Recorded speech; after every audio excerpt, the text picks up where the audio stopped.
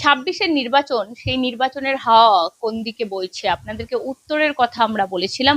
উত্তরে কোন ইস্যুতে ভোট হচ্ছে এবং কোন দিকে হাওয়া বইছে, কার্যত কে কটা আসন পেতে পারে সেরকমই সম্ভাবনা আমরা বলেছিলাম, বা কোন ইস্যুটাকে কেন্দ্র করে মেনলি উত্তরে ভোট হচ্ছে 23 তারিখে ভোট। এবার আজ আমরা দেখব যে কার্যত জঙ্গলমহল যেটাকে বলা চলে, পশ্চিম মেদিনীপুর থেকে শুরু করে সেইখানে কোন হাওয়া বইছে। কারণ রাজনৈতিক গতি প্রকৃতি কি বলছে, সেটা জঙ্গলমহলের কি বলছে, সেটাই আজ আমরা মেনলি আলোচনা করব। আমার সঙ্গে রয়েছেন রাজনৈতিক বিশ্লেষক বিশ্বনাথ চক্রবর্তী, কথা বলবো স্যারের সাথে। স্যার, আমরা উত্তরের হাওয়া কোন দিকে বইছে তার একটা গতি প্রকৃতি নিয়ে আলোচনা করেছিলাম। এবার স্যার, জঙ্গলমহলে কি হচ্ছে সেটা পশ্চিম মেদিনীপুর থেকে শুরু করি, যদি আমরা কোন দিকে যাচ্ছে। দেখো, সাধারণভাবে একটু বিস্তার করে বলি। মানে জঙ্গলমহল সাধারণত 40টা আসনের মধ্যেই বলা হয়। পশ্চিম বর্ধমান, পশ্চিম মেদিনীপুর, সেখানে 15টা আসন আছে।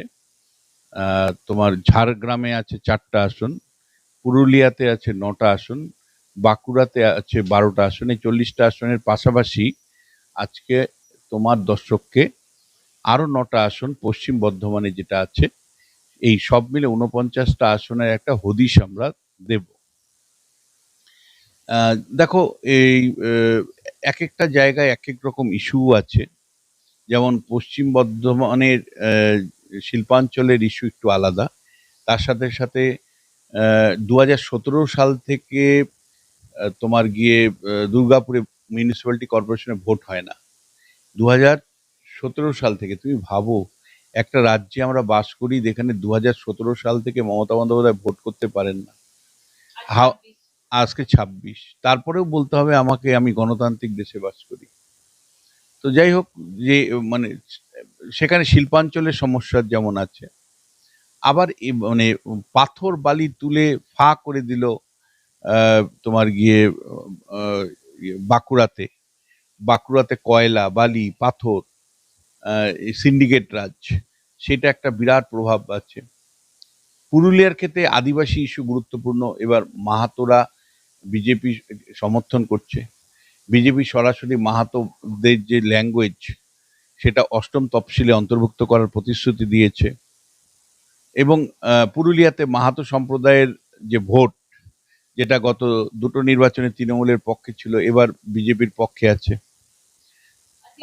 বড় বড় লিডার স্যার আজকে যোগদানও করেছে, হলধর মাহাতো। হ্যাঁ, এবং একই সাথে তোমায় আমি বলতে চাই যে গত দুটো নির্বাচন, 2021-এর নির্বাচন এবং 2024-এর নির্বাচনে ঝাড়গ্রাম 4টা বিধানসভা কেন্দ্র আছে, সেখানে বলা যায় যে সবুজ ঝড় ছিল। একটা আসনেও বিজেপি পারেনি। শুধু তা পারেনি তা নয়, 2021 সালে অমিত শাহ জনসভা পর্যন্ত লোক হয়নি বলে বাতিল করতে হয়েছিল। 2021-এর বিধানসভা নির্বাচনে অমিত শাহ মানে মানে পুরো সকাল অপেক্ষা করেও দেখলো যে ঝাড়গ্রামে লোক হয়নি, শেষ পর্যন্ত সেই মিটিং বাতিল করতে হয়েছিল। ছবি ঝাড়গ্রামে পুরো পরিবর্তন হয়ে গেছে। এবং কেন পরিবর্তন হলো? একদিকে তৃণমূলের দুর্নীতি, আরেকদিকে মাহাতোদেরকে সঙ্গে পাওয়া, আর 3 নম্বর হলো তৃণমূলের প্রার্থী পদ নিয়ে অসন্তোষ।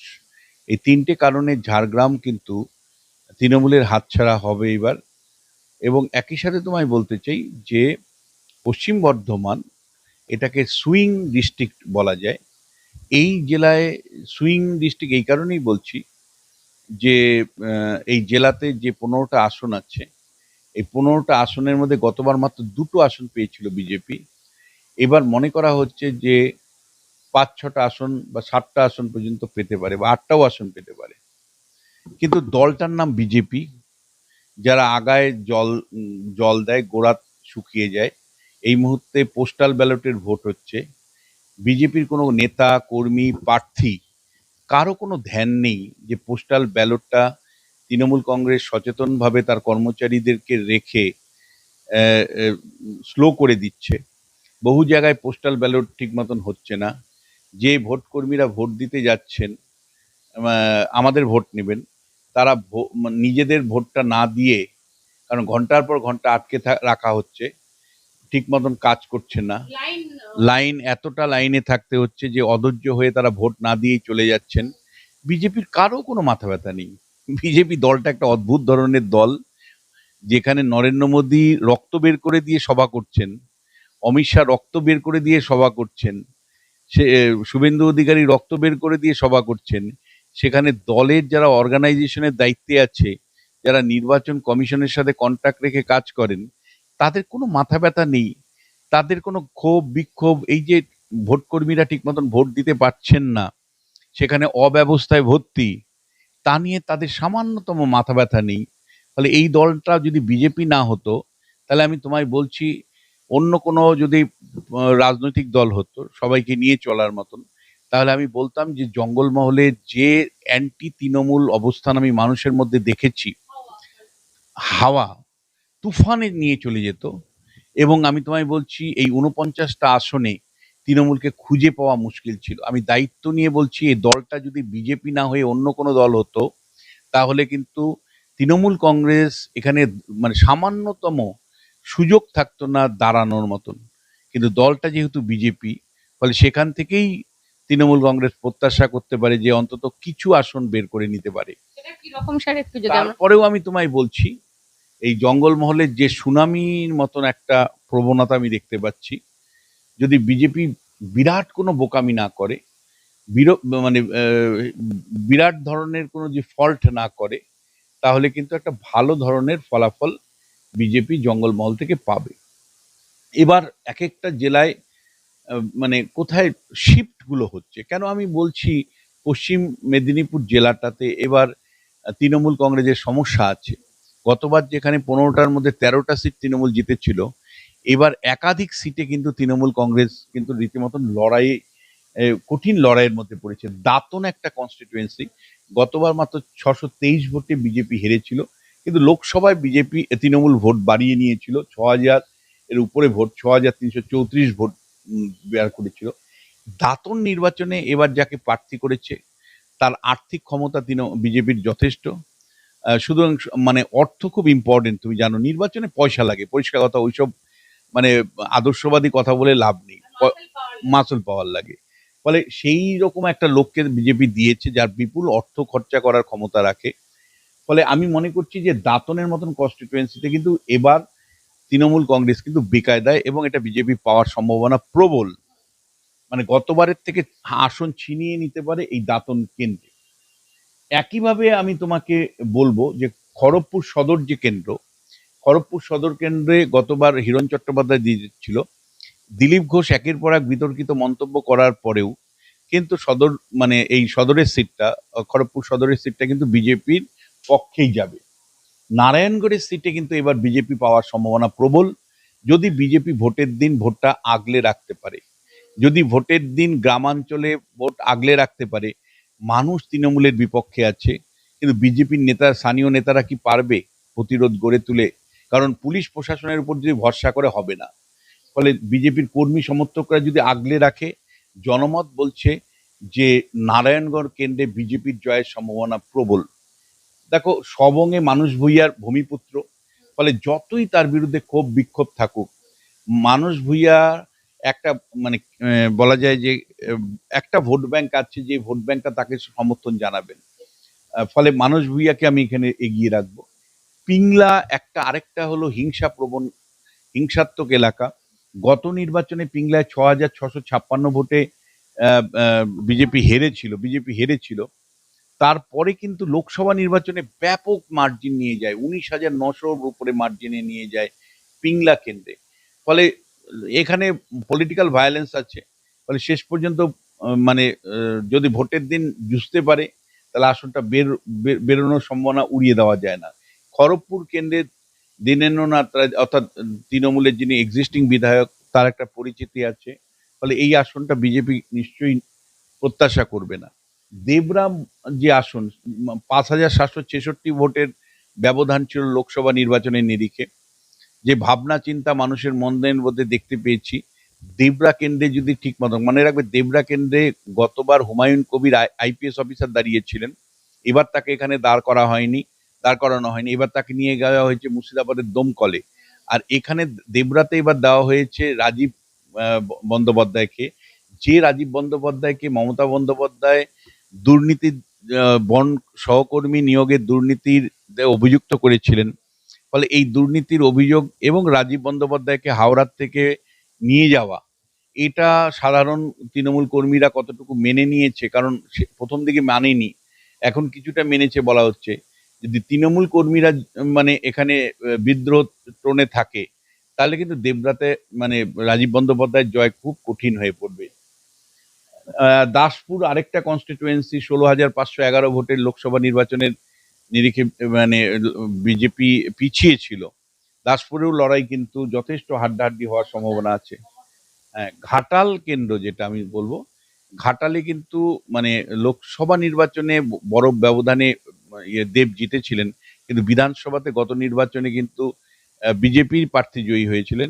এবারও কিন্তু তার জয়ের সম্ভাবনা কিন্তু প্রবল। যতই ঘাটাল হ্যাঁ, শীতল কপট যতই মানে ঘাটাল মাস্টার প্ল্যান ইত্যাদি গল্প শোনাক না কেন, ঘাটালের হিন্দু সমাজের মধ্যে বিজেপির করার প্রবণতা খুব স্পষ্ট ধরা পড়েছে।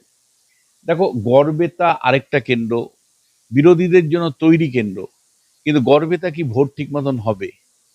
কেশপুরে কি ভোট ঠিক মতন হবে? এই কেন্দ্রগুলো, বিশেষ করে গড়বেতা কেন্দ্রে কিন্তু এবার প্রবল তৃণমূল বিরোধী হাওয়া আছে। কিন্তু বিজেপি কি সত্যি পারবে? মানে আমি যেটা বারবার তোমাকে বলি, শেষ পর্যন্ত ভোটের দিন ওয়ান ডে ম্যাচ, তুমি যদি খেলতে না পারো, তাহলে ওই হিরণ মনে আছে ঘাটালে এলাকার পর এলাকা ঢুকতে পারছে না, কি কৃষ্ণ, হ্যাঁ, এবং এবং কি কি অসহায় তোমার মনে হয়েছে। তো সেই জন্য ভোটের দিন কিভাবে মানে হবে, কি অবস্থান হবে, দাপট তৃণমূলের কোথায় থাকবে, তার উপরে ঘাটাল নির্ভর করবে। আমি চন্দ্রকোনাও নির্ভর করবে। আমি তোমায় বলছি, চন্দ্রকোনা গড়বেতা এগুলো শুধু নিরাপত্তা দিলেই তৃণমূল হেরে যাবে। যদি ভোটে, যদি বুথে যদি তুমি নিরাপত্তা দিতে চাও, দেখো বিজেপির কর্মী থেকে মানে কোমরে কিন্তু জোর নেই, আর বিজেপির ভালো লিডারশিপও নেই। কিন্তু শেষ পর্যন্ত যদি এমন হতেই তো পারে যে সেন্ট্রাল ফোর্স খুব ভালো কাজ করে দিল সেদিন, তাহলে কিন্তু গল্পটা একদম পুরো পাল্টে যাবে। আমি তোমায় বলছি, আবার আরেকটা জিনিসও, কর্মীরা নিরাপত্তার অভাব বোধ করছে, কারণ কেন, তারা 21-এর নির্বাচনে তারা ভুক্তভোগী। 21-এ কি সন্ত্রাস তারা দেখেছে। তারপর অভিষেক বন্দ্যোপাধ্যায়ের একের পর এক মঞ্চ থেকে চৌঠা মেয়ের পর বুঝে নেবো, ও সেই হিসাব নেবো, বুঝে নেবো তো দূরের কথা, হিসেব হবে। মানে এই যে মন্তব্যগুলো ওরা তো শুনছে, ওদের কানে তো পৌঁছাচ্ছে। এটা দুটো দিক থেকেও বলো। অভিষেক বন্দ্যোপাধ্যায় যেমন 4 তারিখে হিসেব নেবে বলছেন, আবার নরেন্দ্র মোদী সমেত বিজেপির নেতারাও 4 তারিখের ফলাফলের পরে হিসেব নেওয়ার কথা বলছে। ফলে আমাদের নির্বাচনটা তো আর গণতান্ত্রিক হয় না, আমাদের তো হিংসাত্মক। মানে পশ্চিমবাংলা মানেই হলো এ এ এ হুমকি দিচ্ছে, তো ও হুমকি দিচ্ছে, ফলে তুমি বুঝতেই পারছো। এইবার এই মেদিনীপুর শহরে কিন্তু পরিবর্তনটা অপেক্ষা করছে। বিজেপি কিন্তু এবার মেদিনীপুর শহর দখল করবে। মানে যদি নিরাপত্তা না থাকে আলাদা কথা। আমি দেখো, এই যে কথাগুলো বারবার বলছি না, কোমরে জোরটা খুব দরকার। অর্থাৎ তোমার যদি বুথ লেভেলে সংগঠন না থাকে, তাহলে আমার মতো সেফোলজিস্ট মানে বারবার ভুল প্রমাণিত হবে, এবং তখন তোমরাই আমাকে গালাগালি করবে, এই মশাই আপনি একরকম বলেছিলেন আরেক রকম হলো। কিন্তু আমরা আজকের দিনে মানুষের ভাবনা চিন্তা যা পাচ্ছি তার ভিত্তিতে বলছি। ক্ষেত্র সমীক্ষা করে যেটা বুঝেছেন হ্যাঁ, সেটা বলছেন। সেটা বলছি। কিন্তু বাস্তবের মাটিতে ভোটটা কিভাবে হয় তুমিও জানো, আমিও জানি। ভোটের দিন যদি রং বদলে যায়, তাতে আপনাদের সেফোলজিস্টের মানে ওরা মেলে না, পশ্চিমবাংলা মেলে না। ওই জন্য আমি তো বলছি, পশ্চিমবাংলা মেলে না। এবং এই কারণেই তো বারবার আমাদেরকে মানুষ পারে, কিন্তু আমরা অসহায়। আমি বলছি, মানে মেদিনীপুর শহরে ভারতবর্ষের যে কোনো সেফোলজিস্টকে পাঠাও, তিনি যদি এই মুহূর্তে মতামত নেন মানুষের, তাহলে তিনি স্পষ্ট ধরতে পারবেন যে এখানে বিজেপি জিতবে। কিন্তু ভোটের দিন এমন খেলা খেলে দিল, বা প্রচার বন্ধ হয়ে যাওয়ার পর এমন খেলা খেলে দিল যে সেই খেলায় অথবা এটা উল্টো দিক থেকেও ভাবো, বিজেপি এমন একটা ভুল পদক্ষেপ নিল, বা এমন কিছু কাণ্ড ঘটিয়ে ফেললো বিজেপির প্রার্থী, বা এমন কোনো মন্তব্য করলো যে পুরো গেমটাই চেঞ্জ হয়ে গেল। যেমন তোমার মনে থাকতে পারে 2021 সালে শীতলকুচির গুলি চালনার পরে দিলীপ ঘোষ থেকে শুরু করে রাহুল সিনহা একের পর এক মন্তব্য করলো যে মুসলমানদের বুকে গুলি করা উচিত, পেটে গুলি করা উচিত, সবাইকে গুলি করা উচিত। এই মন্তব্য পুরো মুসলিম সমাজকে ঐক্যবদ্ধ করে দিয়েছিল। এমনকি কংগ্রেস করা সুজাপুরের মানুষরা, মালদার মানুষরা, তারাও কিন্তু মানে বিজেপিকে হারানোর জন্য এক কাট্টা হয়ে তৃণমূলকে ভোট দিয়েছিল। ফলে আমি আমি বারবার ওই জন্য বলছি তোমাকে, আজকের দিনে আমি চ্যালেঞ্জ করে বলছি, ভারতবর্ষের যে কোনো সেফোলজিস্ট গিয়ে মেদিনীপুর শহরে সমীক্ষা করুক, সে দেখবে তৃণমূল বিরোধী ভোটাররাই কিন্তু সেখানে বেশি এবং বিজেপির পক্ষে সেইতে রায়। ফলে এইবার যদি তুমি পশ্চিম মেদিনীপুর 15টা যে আসন দেখো, এটাকে সুইং ডিস্ট্রিক্ট আমি বলছি এই কারণে, গতবার দুটো মাত্র আসন ছিল, সুইং করে কিন্তু এবার 8টা পর্যন্ত আসন বিজেপি পেতে পারে। পশ্চিম মেদিনীপুরে 8টা পর্যন্ত আসন পাওয়ার মতন জায়গা কিন্তু বিজেপি তৈরি করেছে। এইবার আমি যদি ঝাড়গ্রামে দেখি, দেখো ঝাড়গ্রামে 4টা আসন, ঝাড়গ্রামে বিজেপি মানে কোমর জোরে বিজেপি জিতবে না একটা আসন। বিজেপি যে 3টে আসনে জেতার মতন জায়গা তৈরি করেছে নয়াগ্রাম বাদ দিলে, সেই প্রত্যেকটা হলো প্রার্থী নিয়ে ক্ষোভ, তৃণমূল কংগ্রেসের প্রার্থী নিয়ে ক্ষোভ। তৃণমূল কংগ্রেসেরই একটা গোষ্ঠী আরেকটা গোষ্ঠীকে হারাতে চায়, সেই কারণে গোপীবল্লভপুর থেকে শুরু করে বিনপুর থেকে শুরু করে ঝাড়গ্রাম শহর, এই 3টে তে পরাজয়ের সম্ভাবনা প্রবল। অর্থাৎ রেজাল্ট ঝাড়গ্রামে 4টা আসনের মধ্যে 3-1 হয়ে যাওয়ার সম্ভাবনা, এবং এটার জন্য 1 ইঞ্চিও বিজেপির কৃতিত্ব নেই। পুরো কৃতিত্বটাই যদি দিতে হয় তাহলে তৃণমূলের গোষ্ঠীদ্বন্দ্বকে দিতে হবে।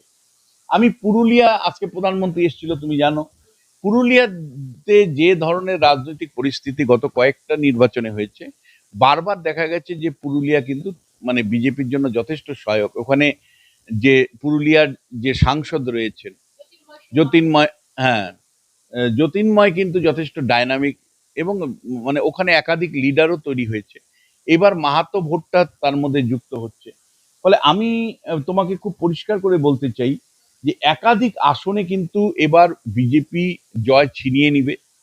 যেহেতু মাহাতোদের ভোটটা পুরুলিয়াতে বিজেপির পক্ষে যাওয়ার সম্ভাবনা প্রবল, প্রধানমন্ত্রী এসছেন, যোগী আদিত্যনাথ এসছেন, তাদের সমস্ত প্রচার এর যে ধরনের মানুষ উপচে পড়েছিল এবং মানুষের মতামত যেভাবে উঠে এসছে, তাতে কিন্তু 9টা আসনের মধ্যে রেজাল্ট 6-3 হওয়ার সম্ভাবনা প্রবল। 6টা বিজেপির পক্ষে যাওয়ার কথা, আর 3টে আসন কিন্তু তৃণমূল কংগ্রেসের পক্ষে।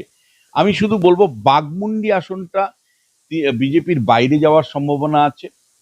আমি যেটা মানে বাইরে যাওয়ার সম্ভাবনা আছে। বান্দোয়ান আসনটা বাইরে যাওয়ার সম্ভাবনা আছে। আর মানবাজার, এই 3টে বাইরে সবগুলো আসনেই কিন্তু বিজেপি জয়ের মতন জায়গা তৈরি করেছে, 6টা আসনে। এইবার যদি তুমি পাশের জেলা বাঁকুড়াতে আসো, এই আরেকটা জেলা যেখানে কিন্তু লাস্ট কয়েকটা বছর 2019 সাল থেকে লাগাতার বলা যায় যে বিজেপি ভালো রেজাল্ট করছে। গত নির্বাচনেও যথেষ্ট বিজেপি ভালো রেজাল্ট করেছে। যদিও লোকসভা নির্বাচনে বাঁকুড়া 2টো আসনের মধ্যে একটাতে হেরেছে, আর একটাতে জিতেছে হলো বিষ্ণুপুরে সৌমিত্র খান। বাঁকুড়াতে যে রাজনৈতিক পরিস্থিতি আছে, 3-4টে জায়গা থেকে তৃণমূল কংগ্রেস কোণঠাসা। একটা হলো বালি, কয়লা ইত্যাদি পাচারের অভিযোগ, এটাকে কেন্দ্র করে। 2 নম্বর বিষয় যেটা ছিল গভর্নেন্সের ইস্যুতে বাঁকুড়াতে সর্বত্র একটা শাসক বিরোধী অবস্থান আছে। তৃতীয় যে বিষয়টা সেটা হলো যে বাঁকুড়া জেলাতে বিরাট পরিমাণে পরিযায়ী শ্রমিক, কাজ নেই, শিল্প নেই। যে শিল্প তালুক তৈরি করে গেছিল বামেরা, সেই শিল্প তালুক কোনো মানে নতুন করে শিল্প আসেনি, ফলে বিরাট সংখ্যক মানুষ কর্মহীন অবস্থায় বাঁকুড়াতে রয়েছে। এবং একই সাথে তোমায় আমি বলবো যে হিন্দুত্বের একটা ঢেউ আছে, সেই হিন্দুত্বের ঢেউও কিন্তু বাঁকুড়া যথেষ্ট মানে বিজেপিকে এগিয়ে রাখছে।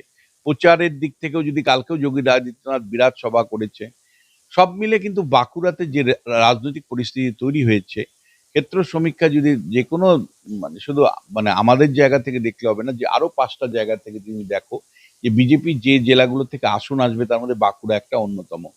12টা আসন আছে এখানে, 8-4 রেজাল্ট তো হবেই, এটা নিশ্চিত করেই বলা যায় যে 8-4 রেজাল্ট হবে। আহ, এখানে আহ, বাঁকুড়ার পরে যদি আমি যে পশ্চিম বর্ধমানের দিকে যাই, মানে একেবারে এক এক নাগারে যদি যাই, তাহলে পশ্চিম বর্ধমান জেলাতে 9টা আসন আছে। এই 9টা আসনের মধ্যে গতবার 3-6 রেজাল্ট হয়েছিল। এবার কিন্তু মনে করা হচ্ছে যে আগের 3টে আসন তো ধরে রাখবেই, ইনক্লুডিং তোমার গিয়ে আসানসোল দক্ষিণ, যেখানে অগ্নিমিত্রা পাল জয়ী হয়েছিল। আসানসোল এর আরেকটা আসন রয়েছে হলো মলয় ঘটক। মলয় ঘটকও কিন্তু এবার রীতিমতন চ্যালেঞ্জের সম্মুখীন আছে, মানে যথেষ্ট পরিমাণে চ্যালেঞ্জের সম্মুখীন আছে। আহ, পাশাপাশি তোমায় আমি বলবো যে দুর্গাপুরে এক মানে যে 9টা আসন আছে তার মধ্যে সবচেয়ে মানে পশ্চিমবাংলার 294টা বিধানসভা কেন্দ্রে তৃণমূল কংগ্রেসের সবচেয়ে সজ্জন যদি কেউ প্রার্থী থাকে তার নাম প্রদীপ মজুমদার। তিনি দুর্গাপুরের থেকে মানে দুর্গাপুর পূর্ব থেকে প্রতিদ্বন্দ্বিতা করছেন। প্রদীপ মজুমদার মন্ত্রী হিসাবেও তার বিরুদ্ধে কেউ আঙ্গুল তুলে বলতে পারেনি যে এক পয়সা তিনি নিয়েছেন। তিনি নিজেও একজন টেকনো মানে স্পেশালিস্ট ছিলেন। ফলে আমি কিন্তু তোমায় বলছি প্রদীপ মজুমদারের আসন একমাত্র হয়তো আসন যে আসনটাতে আহ, আহ, খুব জোরালো ভাবে তৃণমূল কংগ্রেসের উপস্থিতি আছে। আহ, গত নির্বাচনে দুর্গাপুর পূর্বে প্রদীপ প্রদীপ মজুমদার জয়ী হয়েছিলেন, এবারও সেখানে তিনি জয়ী হবেন। পশ্চিমে কিন্তু লক্ষণ লক্ষণ ঘড়ই তিনি তার জয়ের সম্ভাবনাই প্রবল আছে। রানীগঞ্জ আসনটা এবার তৃণমূলের থেকে বিজেপি ছিনিয়ে নিতে পারে, সেই প্রবণতা প্রবল আছে। লড়াই হাড্ডাহাড্ডি, কিন্তু অ্যাডভান্টেজ বিজেপির আছে।